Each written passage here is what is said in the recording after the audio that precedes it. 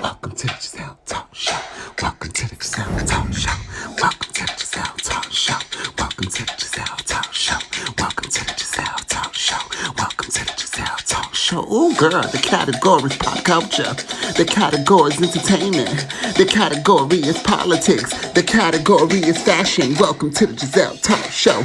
Welcome to the Gezelle Talk Show. Welcome to the Gezelle Talk Show. Welcome to the Gezelle Talk Show. Ow. Hi guys, it's your girl Gezelle, the host of Gezelle Talk Show. Make sure you follow us on the Gezelle Talk Show Instagram page as well as Facebook page. Thank you for joining us. Now let's get into things. Welcome to the Gezelle Talk Show. Thank you so much for joining me. I'm your host, Gezelle. You can follow me at the Gezelle Talk Show on Instagram. That's THE_Gezelle, GEZELLE _talk_show. So go follow us on Instagram. You can also follow our show page on Facebook as well, and that's the Gezelle Talk Show. So go ahead and give us a follow. You can leave all of your comments, concerns, your likes, all that stuff. Anything you want us to talk about, any questions that you have for me, you can leave them there. I would be so appreciative to answer them for you on the show. I have no problem with doing that. If you guys want to reach me at the on social media, hit me up and I'll be glad to talk. I can join you and have you call in on the show. We can chit chat, all of that good stuff there. As you know, we do host a podcast. I host a podcast show, the Gezelle Talk Show, which is Monday through Fridays, weekdays at 10 a.m. Via speaker.com. I'll be there live. Or you can view it you can listen to it on Spotify or iHeartRadio, wherever you listen to your podcast shows at. But yes, we have a lot of things to catch up on. It's been a minute. This is going to be my first time doing a full production video. I've never done this before, so bear with me. Usually I just do something where I sit in front of the camera and I upload, and then that's that. But with this, I'm going to try to do it the right way and make sure I get the production part of it done so it can look good, it can sound good, and it can be some good material for you guys. Okay, so we're going to get right into things. Thank you all for joining. Make sure you like and share the video, and make sure you subscribe. Make sure you hit that subscription button and subscribe to my YouTube channel. Thank you guys for coming over here and checking me out. We're going to get into things. So a toast for all my newbies that's never been here. Hey, this is our first real episode. I'm really good about that here. Toast. So yeah, we're gonna get right into it. But now here, let me let y'all know here. There's nothing off limits, okay? We're going to talk about anything we're comfortable with speaking about. We're going to do some drinking. We're going to do some smoking. We're going to do some talking, some gossiping, some inspiring, some networking. It's a little bit of everything going on over here. So don't come over here with your one-sided judgments, just thinking this is one boxed in type of thing. No. We all over the place here. We're going direct. And we ain't trying to sugarcoat nothing. This is real. This is raw. Okay? And this is my network. Get that. This is Gezelle's network. Okay? We ain't trying to please nobody but our listeners and viewers. So we're going to get into this. Caesar from Black Ink Crew. I know you guys know who that is. So I did hear earlier this year he got into a nice little scuffle with his daughter. I thought that was so out of the way, so out of character. Like, who does that? It says Black Ink Crew is currently on hiatus, but the popular VH1 show's main star has found himself in some drama. The once lovable relationship between Black Ink tattoo shop owner Caesar Emmanuel and his daughter Cayenne looks to be a thing of the past. His seed accused him of unnecessary physical abuse, claiming her dad literally put hands and feet on her while she showered because she left dirty dishes in the sink. Wow. Cheyenne took to Instagram Live and was visibly traumatized by the situation and went on a passionate rant blasting her father for his actions and outright accusing him of beating her while she was naked. Her gram has been wiped, but in the initial post she wrote, "It's a shame that because he's on TV that people would think it's okay to kick and punch me and stomp me like I'm a dog in the street."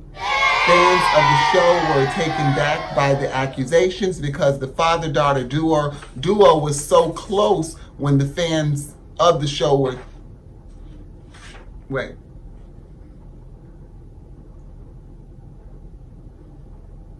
So close.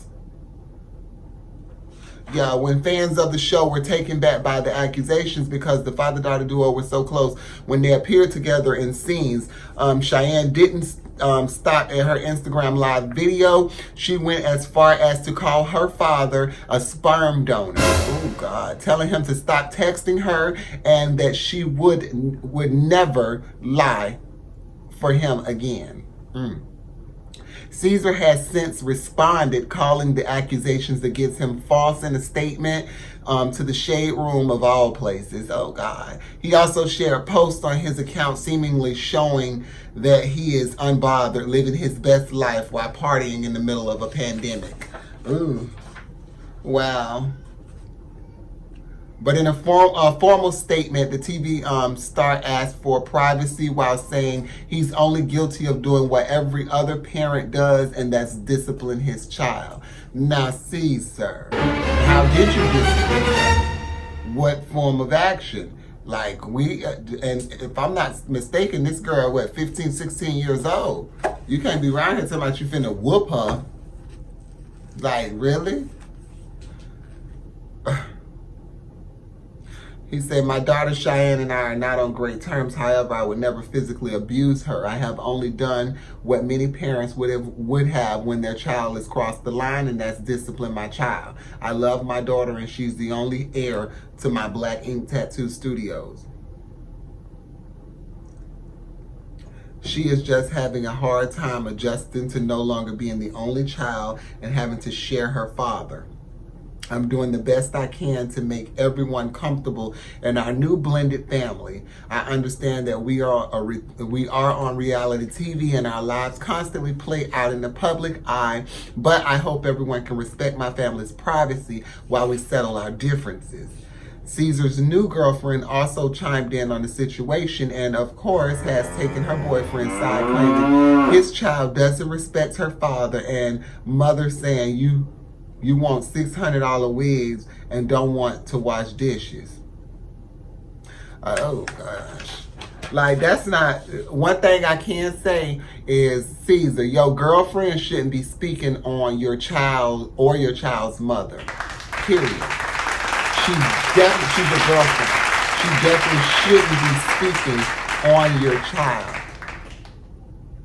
But as far as Cheyenne's mom, Crystal, she sided with her daughter in the matter and shared this message of support in her Instagram stories. "No one will ever understand to be woken up at 2 a.m. for my daughter crying that her father beat her. This has psychologically damaged my child. Imagine someone ripping you out of the shower at 16 years old, punching and kicking you because you didn't wash dishes in the sink fast enough." Like, that's definitely not called for, and it's a deeper rooted issue. It's a very much so deeper rooted issue. This is not just, she didn't wash dishes and he whooped her, he beat her. Like, that's some build up. There's some build up there. So that's crazy. I just pray for the situation. I seen recently he had served her with a cease and desist where she can't speak about anything pertaining to him or Black Ink. And the mom came out and she was making a statement and she wasn't too happy about it. And she was speaking, saying, basically, her daughter's just being mistreated, being done wrong, blah, so on and so forth. I think it's just an unfortunate situation because they did have a great relationship from the show. That's what it looked to be, a very, very great relationship. But, I mean, everything is not perfect, you know, and that's a true statement. Everything is not perfect, and it's never as good as it seems. Jocelyn Hernandez. Oh, now did y'all hear that interview? That post or whatever that she did. Yeah, it was an interview where she was on Wendy, and she was like speaking so ill. I think she was on there, whatever it was, but yeah, she was just like, you never support, you only have bad stuff to say, what's up, Wendy, blah, blah, blah. It was just real like, ooh, okay. So Jocelyn Hernandez on her heated Wendy Williams interview and Jocelyn Cabaret Season 2. She says she is not interested in building bridges with Wendy Williams. She said she was very rude, and as the host, no matter who you are, you still should be respectful to the people that sit in front of you and speak to you and give you their story or their time in their conversation. Hernandez and Williams sparred verbally during an interview on the Wendy Williams show last month when the host dismissively threw flowers at the reality star in a sarcastic show of praise. The interview descended into combativeness as Hernandez accused Williams of not showing her respect and of trying to tear down other women of color. When she threw the flowers at me, when she was being real disrespectful and not acknowledging the fact that when Latinos and black women sit on her couch, she's always going for annihilations, humiliations. Hernandez claimed to ET, she don't give me my props for nothing that I do. I'm 35 years her junior, and she don't give me no props. I'm doing big things out here. I got 2 shows that I own. I franchise. I'm doing my thing. I got an actual cabaret show that we are going to Vegas next season, but you always want to compare me with people. According to Hernandez, Williams wanted to talk to me the day after their heated on-air interview, but she wasn't interested. I was like, I don't want to talk to that bitch. I'm sick of her. I seen that, and I was just, really like, I could tell Jocelyn was fed up. Wendy do have the, she does, when people, I've noticed that too. When certain people are on her show, no matter what they do or say, she talks down to them. She stay trying to find some type of negative narrative to feed off of. And it's definitely not cool. And so I totally understand where Jocelyn is coming from. The way she came off about it was really nasty, but at the same time, I guess that's the way she felt. Wendy gives her this type of feeling, The reality star acknowledged that Williams has admittedly made a career for herself by throwing shade and speaking her mind, often in ways that have been deemed controversial.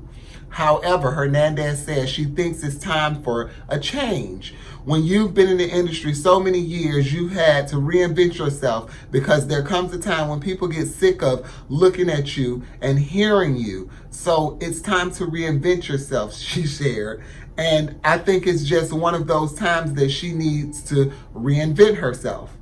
In the meantime, Hernandez isn't letting the combative interview distract her from her multiple projects, including the 2nd season of her reality series, Jocelyn's Cabaret.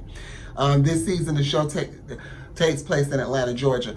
I just, want to say, hats off. Jocelyn has been still working amidst the whole Stevie J breakup and all that stuff there. So kudos, her for still staying afloat and keeping her career going.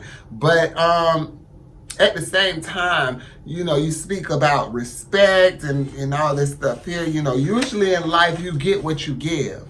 And you usually get back in return what you dish out, whether it's from the person you dished it to or the next batter up. But that's usually how it works. But She was telling the truth, though. I mean, Wendy does always have negative comments and commentary to say towards, towards different individuals that are, comes out to her show. And it's crazy because they're coming, like she said, to lend their time to you. I talked about this on my podcast, and I just wanted to speak about it on my live show because this is something that really, on my talk show. This is something that really moved me. Gay boy sends neighbor heartbreaking letter begging them to save him from his abusive, homophobic dad. Something that I heard Dwayne Wade say. And it was, you have to, when you become a parent, you have to become selfless. You can't be selfish. You can't force your beliefs, habits, understandings, and what you stand on your child, because that may not be the way they feel. You have to meet them halfway. You have to understand who they are, who your child is, and that's something I love about that man, because that was something so real. And when you have a child, that's your responsibility, to love that child, nurture that child, and make sure that child grows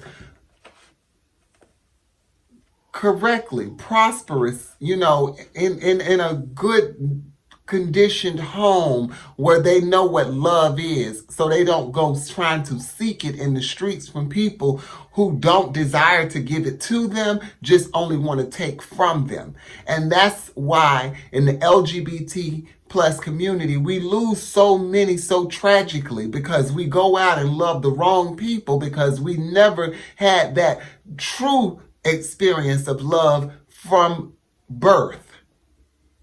And that's the sad part. I was blessed and fortunate to have a loving mother, have loving grandparents, have loving sisters and brothers and family. Some of them, it took a little longer than others to come around, but they still came around, and they were able to understand my life and my choice and my, my truth. Not so much of my choice, but my truth. But, the concern that this story, it bothered me. It happened in Brazil. They have the note. I don't know if you guys can see it, but that's the note, the letter that the teenage kid sent to his neighbor. And he said, it's a gay Brazilian teen has been rescued after he sent his neighbor a handwritten letter begging for help. The heartbreaking note said his homophobic father has been abusing him. When the concerned neighbor investigated, he heard the man screaming at the boy, threatening to kill him. The neighbor recorded the man and turned the video recording over to the police. The kid stated, "Have you ever felt like you're not good for anyone? I'm feeling it. It hurts a lot here," the 14-year-old boy wrote, according to our sister site query. Please help me. Oh, God. We hear him screaming, asking for help, one of the teen's neighbors told local media. It is difficult for people who are mothers to see situations like this. The man can be heard screaming at his son in the recording, yelling, "I'm tired of telling you. Didn't I already tell you to change? You have to change. Do you know why? Because if you don't change, I will kill you. I will blow you up." Like, that gotta hurt. That has to tear you apart to come from your parent. Oh, God.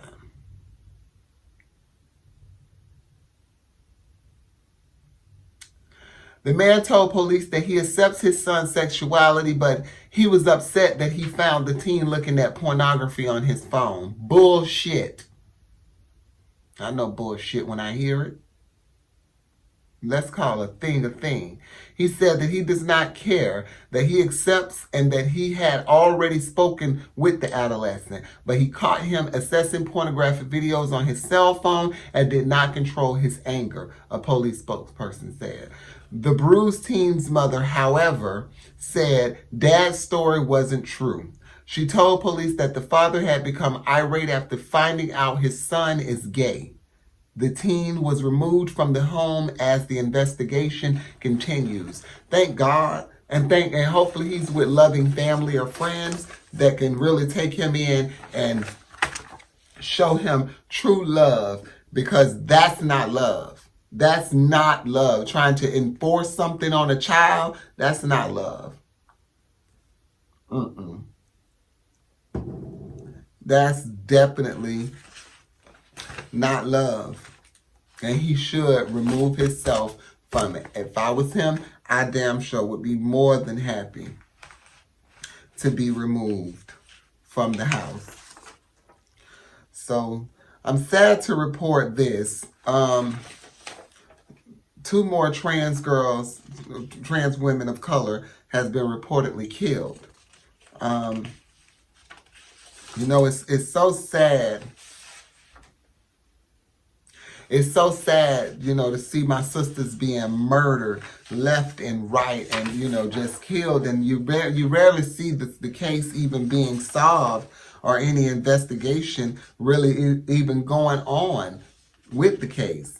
And I think it's just out of pure hatred. And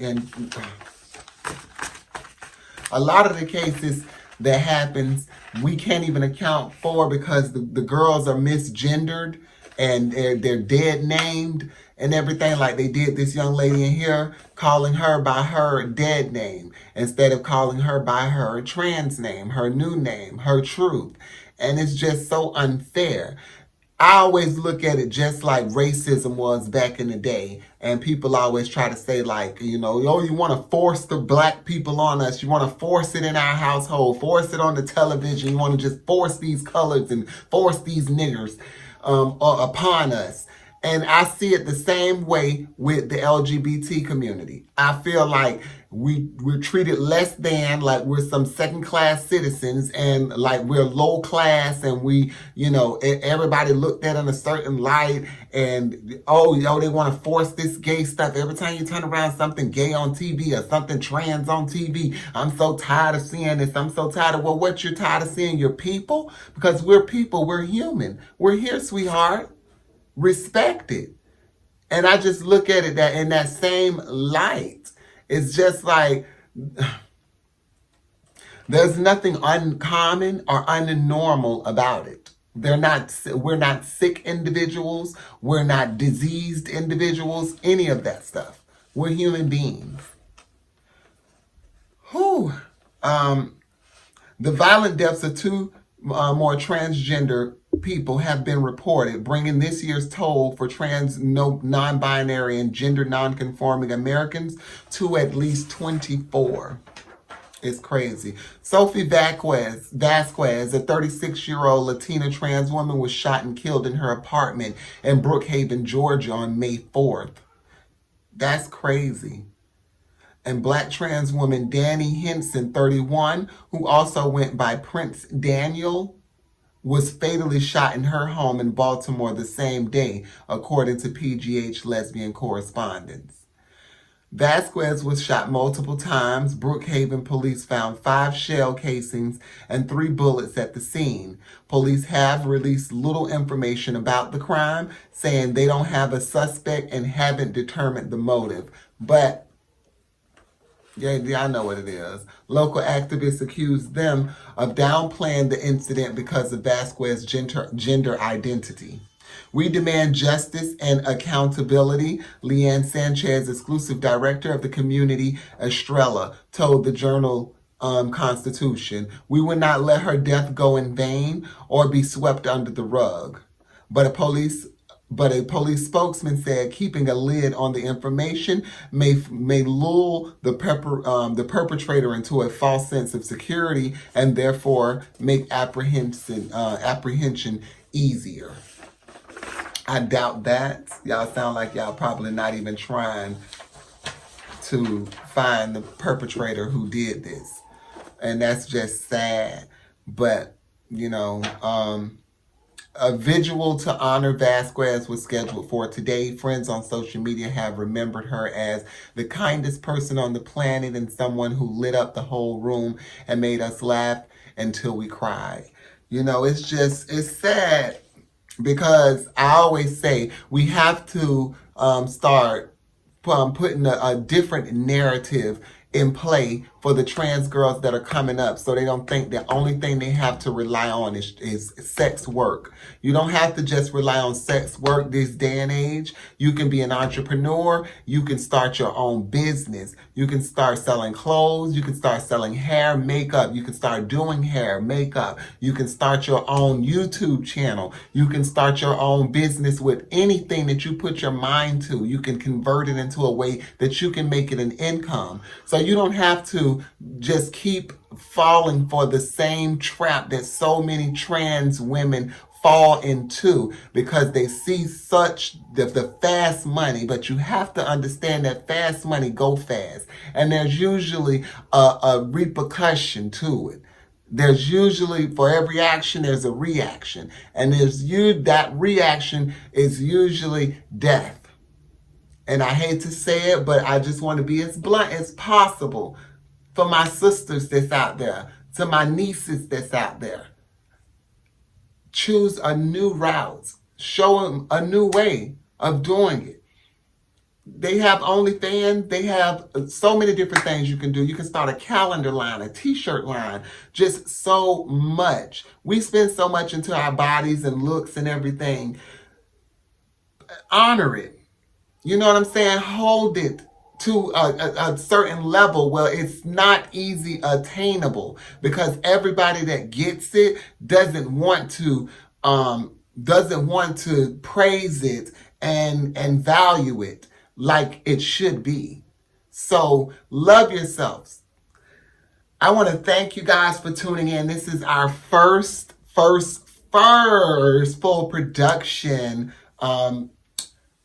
episode of the Gezelle Talk Show. I've done previous ones, but it just was getting in front of the camera. Now with this one, I'm finna try to really take it to the next level. So anyone that's rocking with me, thank you guys. Don't forget to subscribe, like, share, comment, follow us on Instagram at the Gezelle Talk Show. Follow us on Facebook at the Gezelle Talk Show. And hey, comment, leave us messages if you have any questions, concerns, or any topics you want to speak about, or any questions you want me to answer on the air. If you'd like to be a guest on the show, hit us up and let us know. I thank you guys for tuning in. I love you guys. You mean the world to me. Each and every one of you means so much to me. I'm your host, Gezelle, and I'm out.